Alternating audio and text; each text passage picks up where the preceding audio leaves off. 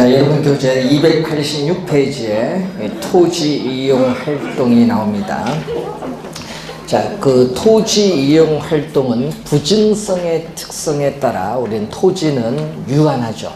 이 한정된 토지를 주어진 여러 가지 현실적인 여건 하에서 토지 용도라든지 또는 토지 이용 목적 따라 우리는 토지를 활용함으로써 토지의 유용성을 우리가 추구하는 행위를 토지 이용 활동입니다. 자, 그 위에서 두 번째 유용성에 밑줄 그어두시면 되겠죠.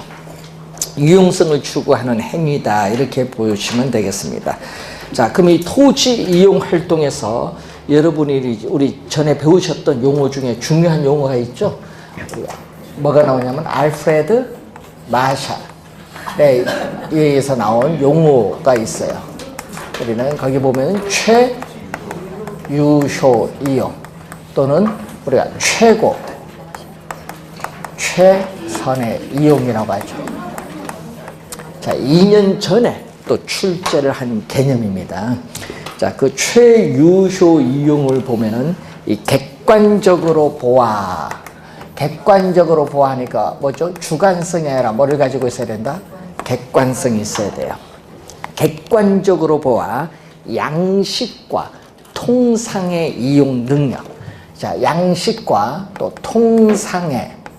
통상은 일반적이라는 얘기죠. 통상은 일반적. 통상의 이용 능력. 통상의 이용 능력이라는 것은 일반적인 이용 능력입니다. 이 통상의 이용 능력을 가진 사람에 의한 합리적, 합법적인 최고, 최선의 이용 방법을 최유효 이용이라고 합니다.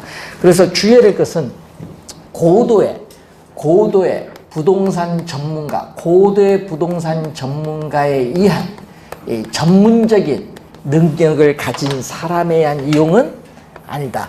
고도의 부동산 전문가에 의한 전문적인 능력을 가진 사람에 의해서 이용이 나타나는 것이 아니라 무슨 능력? 통상의 이용 능력을 가진 사람. 여러분 일반적 이용 능력을 가진 사람에 의한 이용 방법이라는 거.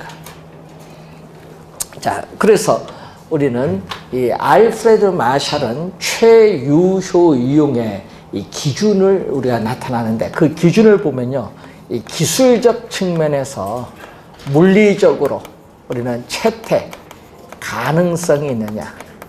네. 자, 이 기술적 측면에서 물리적으로 채택 가능성이 있느냐. 그 물리적 채택 가능성 하면 뭐예요? 여러분, 토지의 지세라든지 집안의 상태, 뭐 연약한 집안이냐 견고한 집안이냐 중요하죠. 또 우리가 지형이라든지 또는 이런 지질이라든지 이런 것을 보고 토지를 우리가 개발하는데 설계, 시공이 가능한가 분석을 해야 돼요. 그래서 그걸 우리는 물리적 측면에서 채택 가능한 이용이 될 수 있느냐, 이걸 보는 겁니다. 그러면 요거 기준이 있고 또 뭐가 있냐 하면 이번은 합리적인 이용이 돼요. 그러면 합리성을 가져야 돼. 합리적 이용. 자, 여러분, 투기적인 이용은 비합리적인 이용이니까 안 돼요. 네? 그래서 합리성을 가진 이용이 되어 있고, 또 여러분 합법적, 우리가 합법적인 또 뭐가 돼야 돼? 이용이 돼야 돼. 합법적. 예? 그래서 법에 허용이 될 수 있냐, 뭐 지역 지구제에 우리가 하에서 이용이 가능한가, 뭐 합법적인 이용이 돼야 돼. 자, 그리고 또 뭐 경험적 증거로서, 경험적 또 증거로서 우리는 부동산을 이용함으로써 우리는 우리는 최고의 또 수익을 얻을 수 있느냐. 예? 경험적 증거로서 물리적으로 채택 가능한 이용, 합리적, 합법적 이용하에서 최고의 수익을 창출할 수 있느냐. 최고의 수익을 우리는 창출하는 이용인데 이 네 가지 조건, 이 네 가지 조건을 모두 만족해야 돼. 이 네 가지 조건을 모두 만족하는 이용을 무슨 이용? 최유효 이용. 요 개념을 여러분 2년 전에 출제했어요. 여러분 일반 상품에는 적용되지 않고 부동산에만 적용되는 우리가 고유의 용어거든요. 그래서 최유효 이용은 상당히 중요한 개념이기 때문에 이건 잘 기억을 해 두셔야 돼요.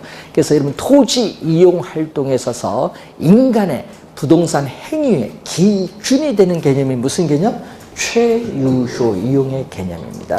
자, 그걸 기억을 좀 해 두시고, 자, 287페이지에 중간에 보면은 이 조방적, 집약적 토지 이용과 관련해서 거기에 토지 이용에 뭐가 나온다? 집약도가 나와요. 자, 토지 이용에서의 집약도. 자, 토지 이용의 집약도를 보면은 단위 면적. 자, 여러분 이제 많이 배우셨던 용어 중에 여기 1m, 여기도 1m 하면 여기 1제곱미터를 우리 뭐라고 하죠? 단위 면적. 그래서 여러분 단위 면적이라는 용어 우리 상당히 중요한 용어예요. 1제곱미터를 얘기합니다. 그래서 이 단위 면적 땅, 여러분 이 1제곱미터, 이 단위 면적 토지, 이 단위 면적인 이 토지, 이 토지에 투입되는 이 노동, 인간의 이 노동과 이 자본의 상대적 크기는 이렇게 분수식으로 나타내는 거죠.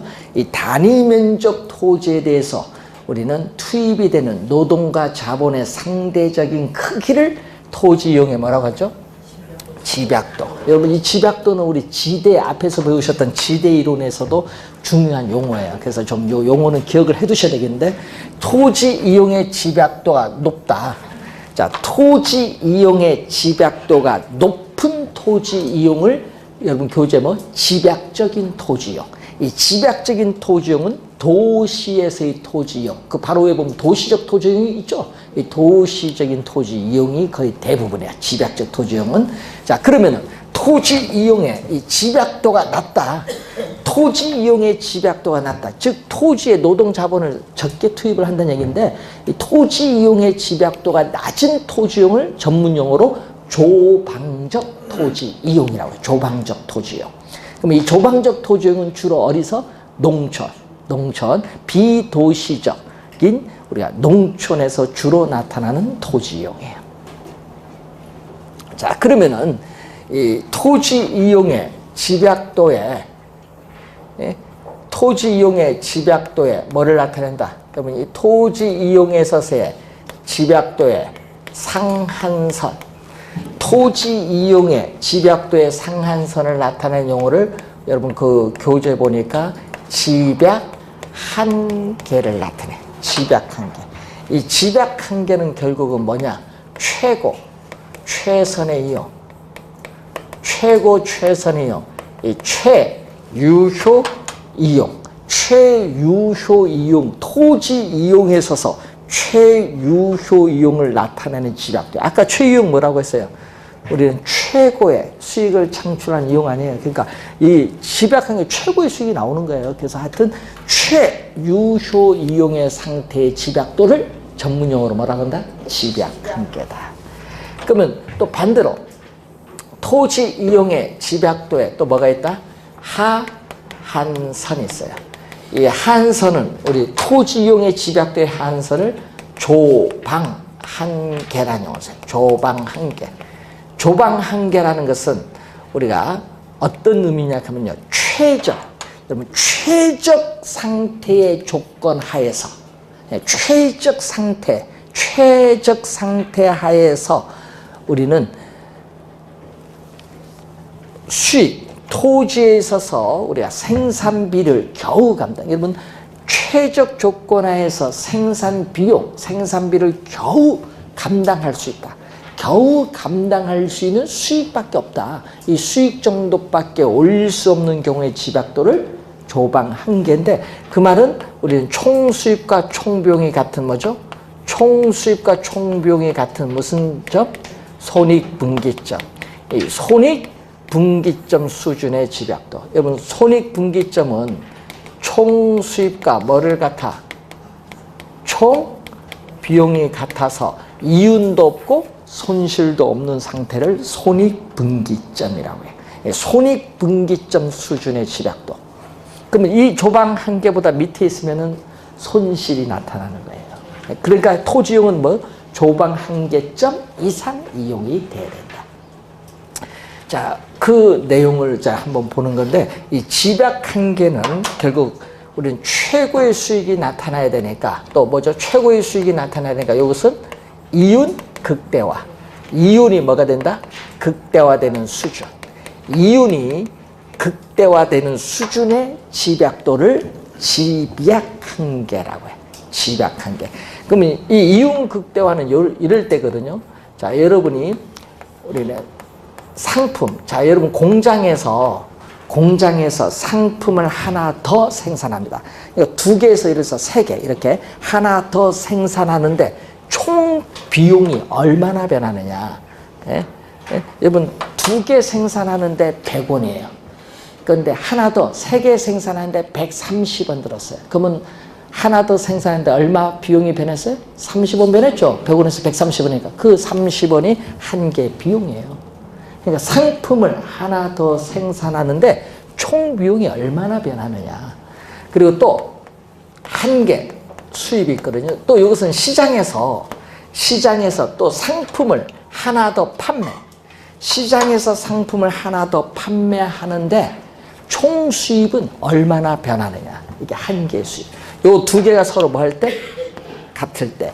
투입되는 한 개 비용이 한 개 수입과 서로 같을 때에 우리는 이것을 뭐라고 하죠? 이윤 극대화 수준이다. 이윤 극대화 수준. 자, 우선은 토지 이용의 집약도의 상한선은 집약한계, 하한선은 조방한계고, 우리가 집약한계는 최고의 수익을 창출하는 최유효 이용의 상태의 집약도이면서 이윤 극대화 수준의 집약도라고 해요. 이윤이 가장 높을 때. 그리고 조방한계는 이윤도 없고 손실도 없는 손익분기점 수준에서의 집약도다. 이렇게 보시면 돼요. 그래서 이 집약도가 우리가 도시로 오면 올수록 집약도가 점점 높은 이유가 뭐 때문에 그런지 아세요? 부증성의 특성에서 토지는 뭐가 돼요?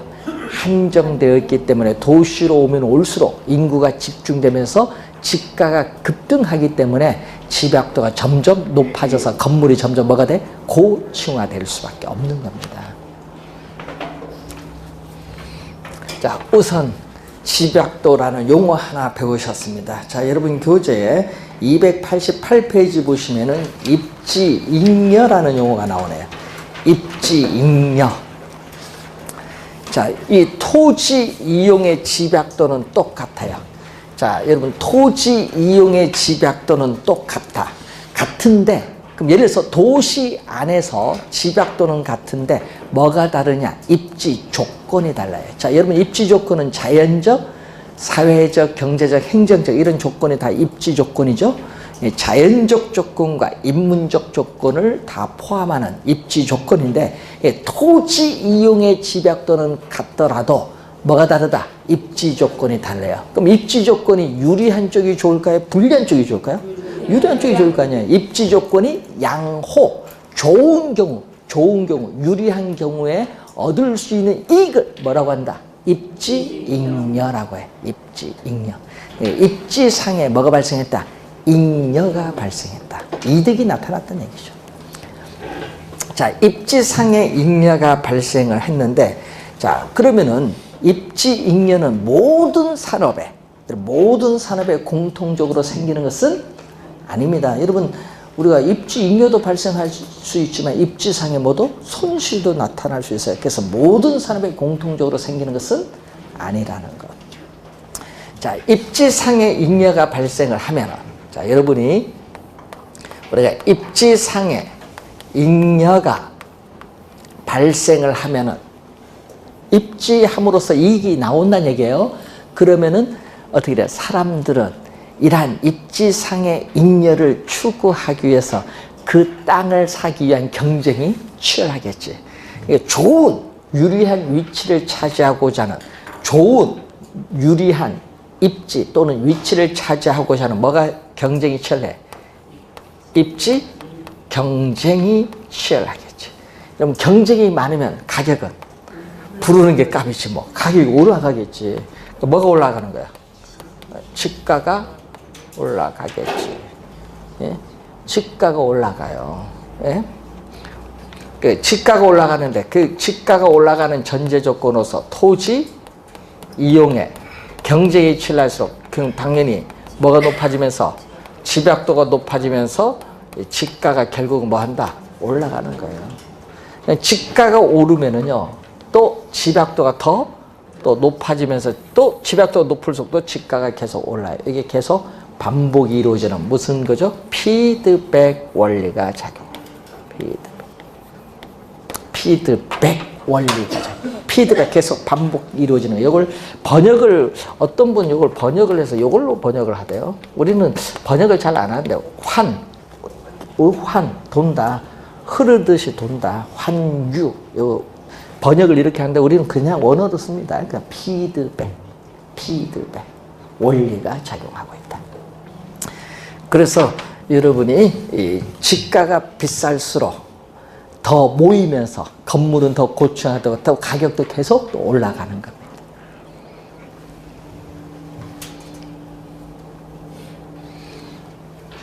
자, 우선은 배우고 지가 구배 형상도 우리가 배웠었네요. 무슨 용어? 자, 미국의 남가주 대학의 노스라는 교수가 나오는 뭐에서 배웠죠? 우리는 토페카 들어봤네요. 토페카. 네? 토페카는 미국의 캔자스 주.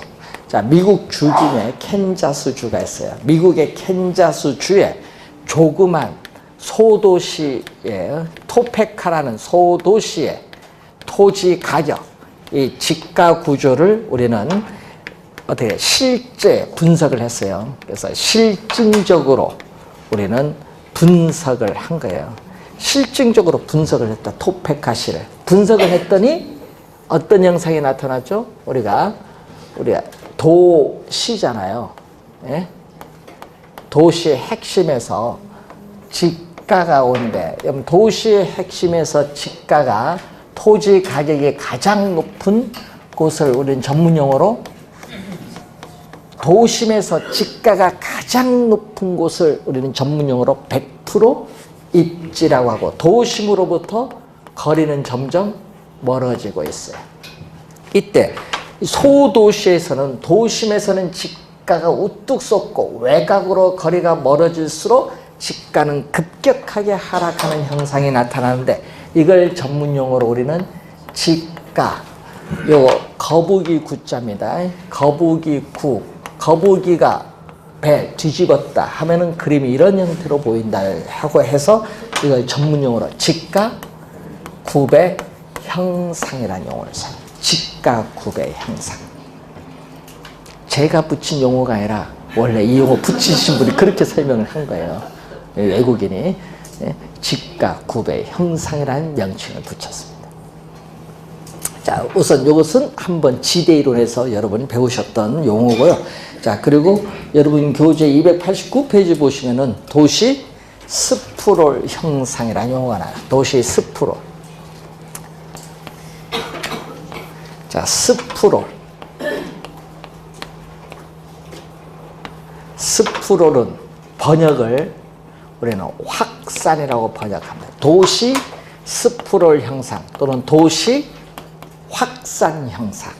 도시 확산 형상인데 우리가 요 도시 확산 형상, 도시가 외곽으로 확산되는데 그 형상이 뭐다? 도시가 성장 또는 도시가 개발돼서 외곽으로 확산되는데 그 확산이 질서정연하게 가는 것이 아니라 무질서.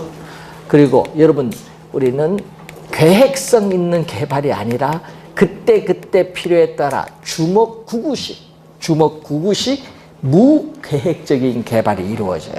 그리고 또 규칙적인 개발이 아니라 또 불규칙적이야. 그래서 도시의 외곽부를 향하여 무질서하고 무계획적이고 불규칙적으로 어떻게 돼? 평면 상태로 뭐가 돼? 확산되는 형상을 도시 스프롤 형상이다. 그러니까 도시가 외곽으로 이렇게 무질서하게 확산되면요, 나중에 뭐가 생긴 줄 아세요? 난개발이 발생해요. 그 도시 스프롤 형상이 난개발이 아닙니다. 그래서 옛날에 요거 우리 퀴즈에 보면 많이 나오거든요. 옛날 MBC의 임성훈의 퀴즈 프로에 여기 나왔거든요, 용어가. 그때 마지막 9단계 2천만 원 문제입니다. 옛날 퀴즈 프로 있어요.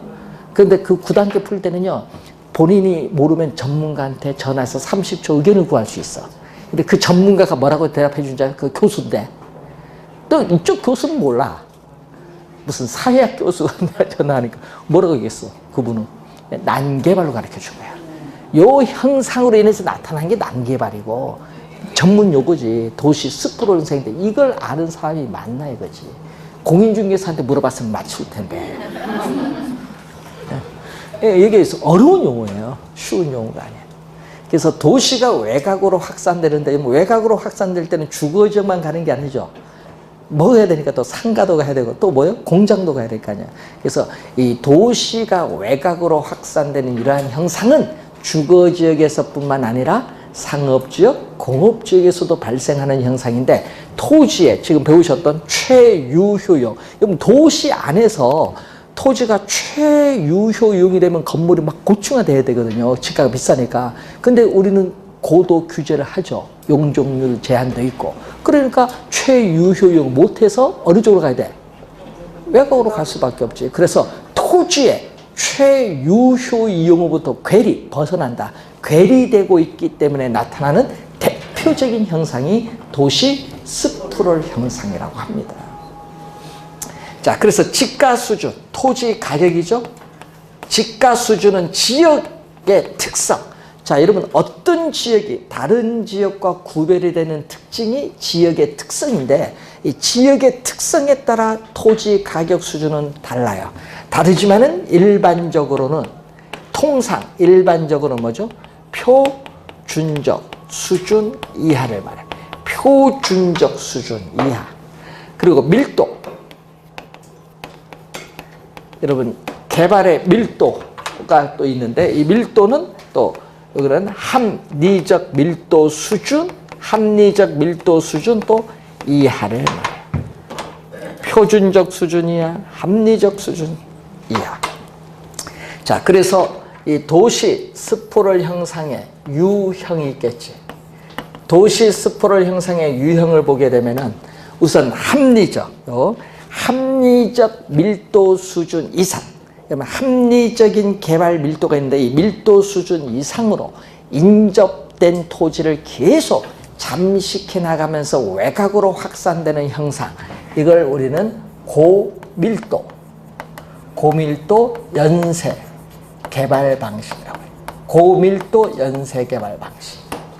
그리고 또 합리적인 또 개발 밀도, 이 밀도 수준 이하로, 그 저층으로 간다는 얘기인데, 밀도 수준 이하로 인접된 토지를 잠식해 나가면서 외곽으로 확산되는 형상, 이런 형상을 뭐라고 하죠?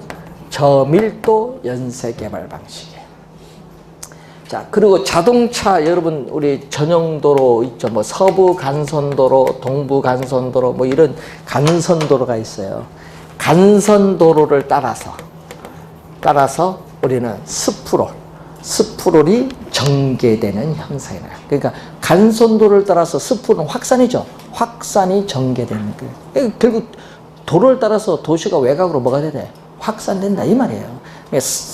간선도를 따라서 스프롤이 전개되는 형상이 나타나고, 또 여러분 이렇게 가거든요. 개구리가 뛰는 것처럼, 이렇게 개구리가 뛰는 것처럼 도시 중간중간에 빈 공지를 남기면서 어떻게 돼요? 도시 외곽, 교외로 확산되는 이 형상을 우리는 전문용어로 개구리 뜀뛰기 개발. 이것도 제가 붙인 용어 아닙니다. 원래 용어예요. 우리가 프로그가 개구리야. 프로그립 디벨롭먼트. 프로그립 디벨롭먼트. 용어인데, 이걸 우리나라 사람이 이상한 용어로 붙였어. 날비자야. 날비. 땅이 나는 게 아니죠. 예? 비지적 개발이라고 해요. 비지적인 개발. 비지적 개발. 개구리 뜀뛰기 개발. 다른 용어로 비지적 개발. 또 우리 저 땅 돌려줄 때 환지해 줄 때 여러분 개발 지역이 땅으로 돌려주는 것이 아니라 개발 지역 다른 땅으로 돌려주는 걸 또 여기 날비자를 쓰잖아요. 비환지 이런 용어도 있어요.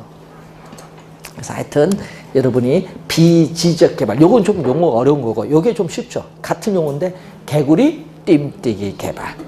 그래로 번역한 거예요. 프로그램 디벨롭먼트를 그래로 번역해서 개구리 뜀뛰기 개발. 여러분 우리 저 어디 가면요 3호선 타서 저 일산으로 이렇게 대화역 쪽 가다 보면요 어떻게 돼요? 개발됐다 안 됐다 개발됐다 안 됐다 이렇게 보이죠? 전철 역사 보면은 그거를 그런 형태의 개발이 된다는 얘기인데 문제는 그 역사를 가서 보면 처음에는 어디 서울 가까운 쪽에 개발되면서 점점 멀어가요. 그래서 제가 5년 전에 한양대에서 강의를 딱 할 때 그때 학생이 물어요. 예? 저 교수님 골프장 김천에 하는데 요거 팔면은 260억 나옵니다. 요거 갖고 삼성에 땅 살까요? 그러니까 사세요. 5년 뒤면 괜찮을 겁니다. 그때 가서 삼성 아파트도 분양받고 거기 땅을 샀더니 거기에 개발되면서 또 어떻게 돼? 골프장 만화만큼 또 돈을 벌었어. 돈은 버는 사람들 따라오더라고요. 예? 예? 그래서 그런 이제 보는 눈이 이 학생은요. 예? 그때 당시 29인데 어머니 쫓아다니면서 골프장 그 부지 뭐 보면서요. 보는 건 땅밖에 없어. 예? 예? 땅. 그래서 그런 게 또 중요한 거예요. 보는 눈도.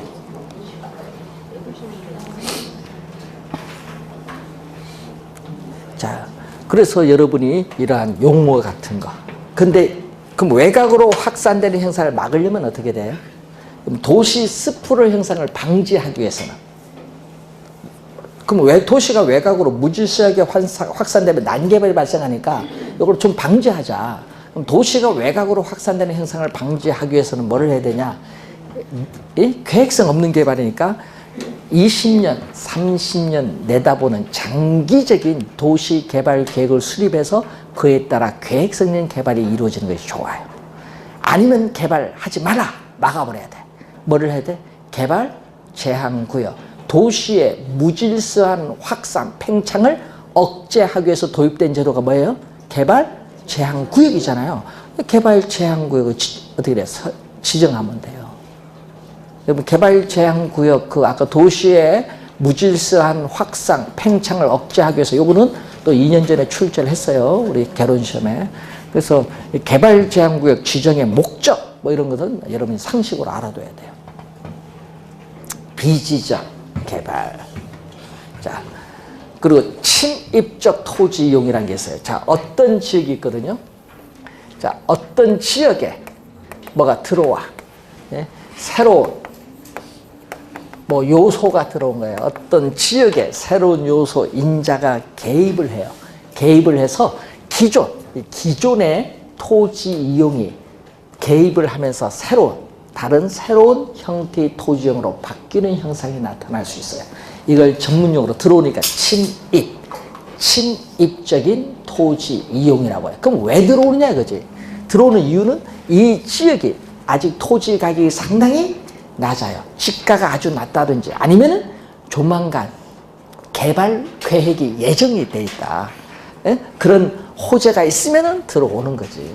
그럼 들어오는 건 좋은데 옛날에는 들어와서 개발하겠다면 여러분은 뭐 했다? 옛날에는 박수치고 했어요. 옛날에는 왜? 환경도 좋아지고 개발되면 도로도 생기고 주거 환경도 좋아지고 학교도 생기고 얼마나 좋았어요 옛날에. 그러다가 이제 너무 이제 들어오다 보면 이제 뭐가 돼? 이제 반발. 들어오지 마라 이제 하겠지. 들어오지 마라 이제 들어와도. 그래서 항상 들어올 때는 이 지역에 살고 있는 기존의 원주민이 있어요. 이 원주민의 저항을 초래할 수도 있기 때문에 요즘은 뭐를 한다? 서로 협의를 잘 해야 돼. 의사소통이 중요하고 또 이 지역에 지방자치단체 또 개발에 따른 뭐가 있어요? 행정적 규제가 있겠죠? 지역마다 다 다를 거 아니에요? 지방자치단체마다. 그 규제와의 관계도 고려해서 침입을 해야 됩니다. 일반적으로. 제가 옛날에 89년도에 논문 하나 그때 뭐 우리 이제 개발연구원에서 한번 발표할 때 우리 이런 얘기를 했어요. 그때 당시에 지방 우리가 하면 요즘 광역시인데 그때 광역시 되는 지역에 앞으로 백화점 대형 규모 백화점이 광역시마다 기본적으로 2-3개 이상은 지금보다 더 생길 거다. 묻더라고요. 그럼 기존의 백화점 망하겠죠 했지, 경쟁사에서는. 근데 그때 그 지역 내에 있는 대학교 있죠. 뭐 전남대학교, 전북대학교, 경북대학교, 부산대학교 이런 대학에서는 그래도 그 지역에 있다고 보호한다고. 에이, 들어오겠어요? 뭐. 들어가서 다 망했잖아요. 주변 백화점이든 동아백화점이든 이런 쪽이 다 망해 가는 거지. 매출액도 줄어들고 광주, 뭐 대전 다 망했지. 그럼 왜 그러냐 이거야. 그 미래를 예측을 못해서 그래. 지방자한테. 그러니까 들어갈 때 어떻게 들어갔겠어? 딱 들어가면 안 되잖아. 그럼 예를 들어서 신세계백화점이 광주 딱 들어갈 때는 어떻게 들어가냐? 광주 사람들 자기들은 개방적이라 하는데 더 폐쇄적이야. 또 대구는 자기들은 폐쇄적이라 했는데 보면 또 어느 정도 개방적도 있어. 들어가기 제일 좋은 곳이 그때 당시에 대구였어. 대구는 백화점, 양대백화점 있어요. 대구 동아백화점. 근데 거기에 지금 현대백화점, 롯데, 삼성, 신세계 다 들어갔어. 그래도 대구 사람은 뭐라 안 해. 근데 광주들은 뭐라 해. 그러니까 이게 뭐라 안 들으라니까요. 그래서 뭐 한다. 어르신 있잖아요. 백화점 만들기 전에 신세계에서 어르신들을 전부 관광 보내주는 거야. 도시락 싸주고 무조건 놀러가세요. 놀러가서 관광 쫙 보내주는 거야. 정규작업을 한 거지. 그래 놓고 이제 저희들이 신세계 백화점 들어가면 어떻겠습니까? 광주하니까 어떻게 젊은 사람들은 또 효가 진짜 부모님만 잘 들어요. 어르신들이 야 들어가서 괜찮아. 잘 해줘. 이렇게 하니까 반대가 없는 거야. 그래서 들어간 거야. 쉽지가 않아요. 경기도 이천에 이마 들어갈 때는 뭐야? 지방자치단체 무시하고 들어갔더니 어떻게 돼? 똘똘 뭉쳐서 어떻게 들어오지 못하고 막 반대하잖아요. 그래서 오래 걸리는 거예요. 반대하면은. 그러니까 먼저 뭐를 해야 돼? 아까 규제가 또 있지만은 그 원주민 저항이 있어요. 저항. 이걸 없애주는 게 중요해요. 개발에서는. 민원이 많죠, 또. 개발사회 보면은. 그런 걸 잘 고려를 해야 돼. 친위적 토지형할 때. 옛날하고 좀 다릅니다. 보면은. 자, 그리고 거기 보면 직주 분리가 있어요.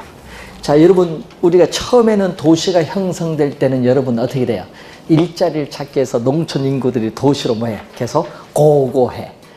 농촌 인구들이 임금도 비싸잖아요. 그러니까 도시로 인구가 뭐가 돼? 집중되면서 도시가 성장해요. 이게 바로 도시 집중 형상입니다. 이 형상이 지나서 두 번째 도시화의 단계가 뭐냐? 그럼 두 번째 도시화, 두 번째 처음에는 도시가 집중되는 형상이고 두 번째 형상이 바로 뭐냐 하면 교외화 단계. 들어보셨나요? 교회는 많이 들어봤을 거예요. 교외. 요거는 많이 들어봤을 거고.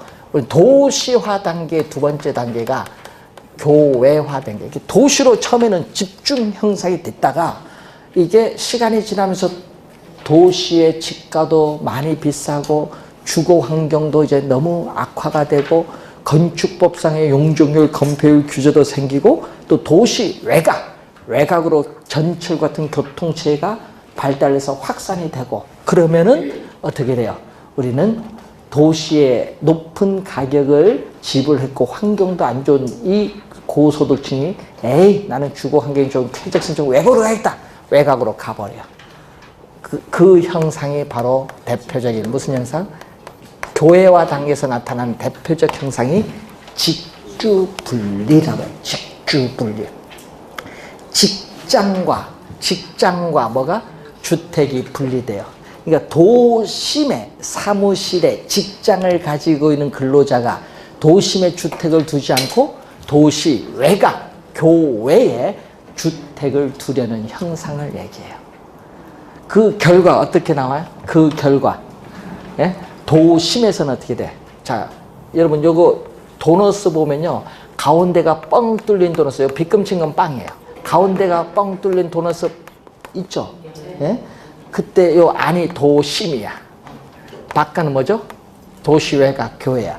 그러니까 교회에서 교회에서 도심으로 뭐다? 낮에는 주간에는 출근을 하죠. 그 도심의 주간 인구는 많아요. 근데 야간에는 다시 교회로 퇴근을 하니까 도심에서의 야간 인구는 텅텅 비어요. 그래서 도심에서의 주간 야간 인구의 격차가 크게 나타나죠. 이걸 전문용어로 우리는 도넛 형상이라고 해요. 요 그림처럼 뭐 도넛 형상인데 이걸 우리는 번역을 뭘로 번역하면 도심의 무슨 형상? 공동화 형상. 우리 번역을 할 때는 도넛 형상을 도심의 공동화 형상이라고 번역합니다. 그럼 무슨 얘기죠? 도심에서의 주간 인구와 야간 인구의 격차가 뭐다? 크다는 걸 말하는 거죠. 용어 어렵죠? 도심의 공동화 형상. 그럼 교회는 뭐죠? 이건 도심이고, 그럼 교회는 야간에 퇴근해서 소비하고 잠만 자는 이걸 전문용어로 뭐라고 해? 예? 배드 타운. 내년 선거 때 보세요. 요거 엄청 나올 거예요. 우리 도시는 배드타운이 많이 진전돼서 배드타운을 방지하기 위해서 산업을 유치하겠습니다. 지방선거 단골 공약 아니에요. 예? 배드타운. 베드룸이잖아요. 베드룸 하면 침대 도시 하면 좀 말이 이상하니까 우리 번역을 침상 도시라고 번역해요. 베드타운, 침상 도시화가 이루어진다. 어디서? 교외에서는. 도심에서는 뭐죠? 공동화 형상. 도시 외곽 교외에서는 뭐가 돼? 베드타운화가 이루어진다. 그러면 이런 문제가 생기거든요. 그런데 도시 외곽에서 도심의 사무실로 출근하는데 이제 뭐가 발생한 줄아요? 또 시간이 갈수록 교통체증이 발생해요. 이 교통체증으로 인해서 도심의 사무실로 출근은 2-3시간 걸린다. 그거 매일 해보세요. 출근 2-3시간, 야간도 퇴근도 뭐? 2-3시간 걸릴 거 아니야.